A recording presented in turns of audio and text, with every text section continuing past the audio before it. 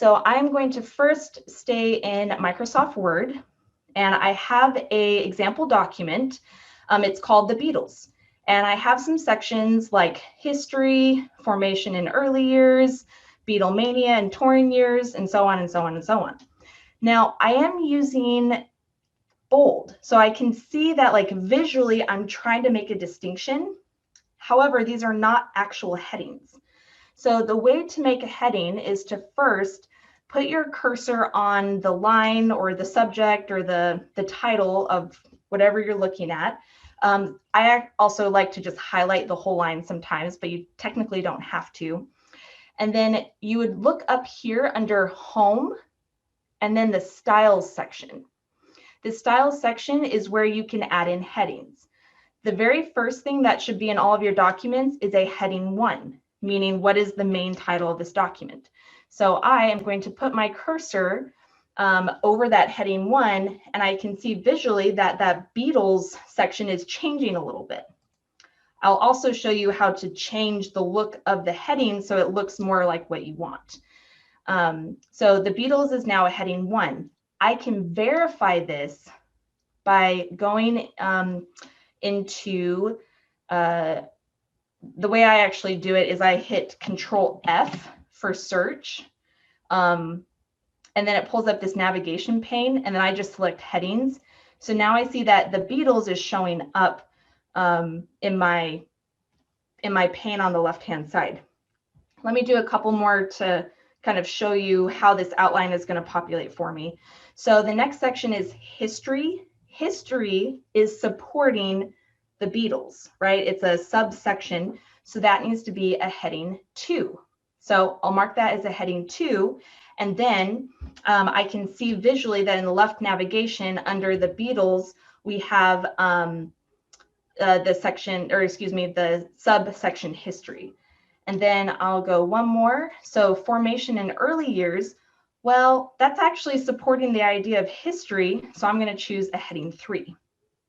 So now I can start somebody asked if you could just repeat that shortcut real quick as well. Oh, yes, Control F. Yep, Control F. Control F is a universal shortcut for find.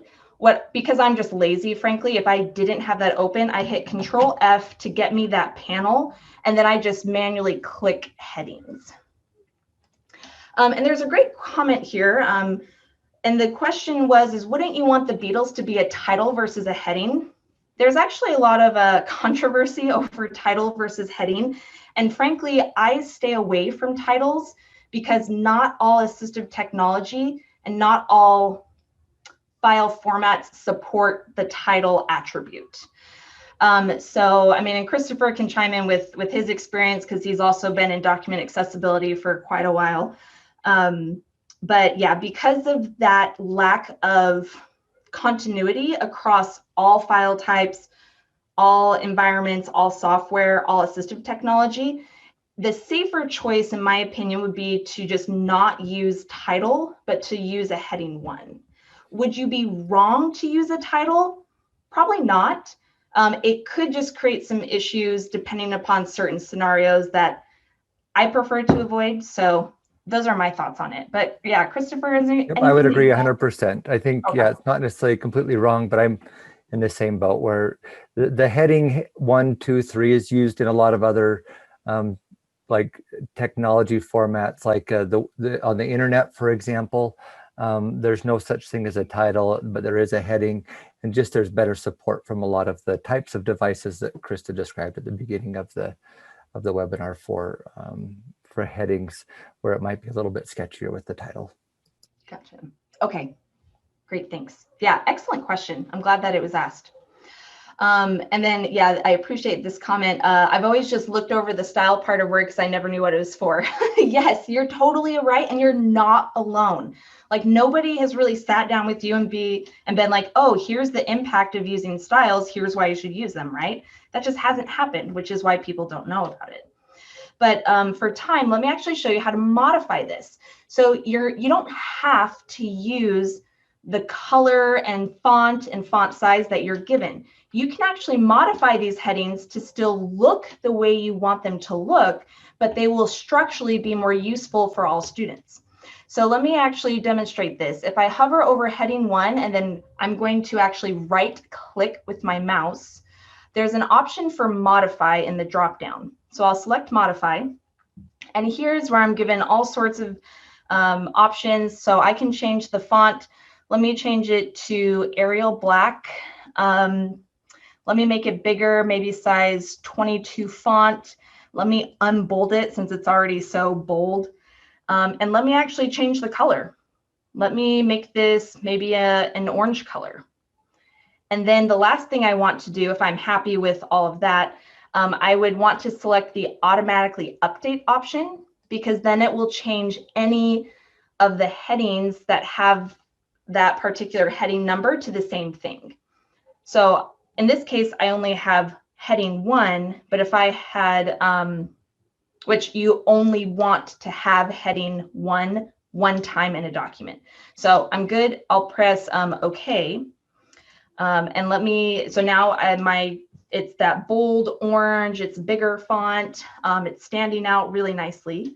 So let me actually modify my heading 2. So I'm going to right click over my heading 2, select modify. And in this one, I'm going to, I can make it italic. So let me do that and let me unbold it. I also want to change the color of this. And let's say I want to add a border at the bottom. So you can do all sorts of cool things visually that are accessible. So selecting border, let's say I want a border at the bottom part. So pressing OK, and then automatically update again, hit OK. So now that black heading turned to that italicized purple with that nice clean underline. Let me scroll down, find another heading 2, which we'll call it the British invasion is a heading 2. So I put my cursor on the phrase, the British invasion, and then I click heading 2. Now it's showing up on my left panel in the correct kind of scaffold, but it's also visually making it really pretty and clean. So I love Julie's comment about these colors for students that might need them. And one of the neat things with styles in Word is that you can even have like a custom set of styles on your computer. So if there's maybe a student who reads better or prefers, like Kyle said, maybe orange on black for Halloween or whatever, you could take any document and just kind of apply an existing set of styles to it. And it could kind of customize it per student even. And like Krista mentioned, it's incredible. So if you now change this purple to a different color, it'll change that for every heading 2 kind of throughout the document. Pretty fantastic time saver. Yeah, absolutely. Thanks for that. Last thing I need to show before I go to the Google Doc side, I am going to insert a table of contents. So I'm going to first just give myself some space. And this line actually thinks that it's a heading 1. I don't want that empty line to be a heading, so I'm going to make that a just normal. There it is. Just a normal option. That's just like a paragraph text. And then now, because I'm using headings, I can go under references, table of contents, and then I'll just choose the first option of contents. And there it is. I have a table of contents created automatically for me, pulling in the page numbers, the name of the sections. If I were to move the British invasion down to another page, so it's now on page 3, I can scroll back up to that table of contents, say update the entire table, and then it's automatically changing page 2 for the British invasion to page 3.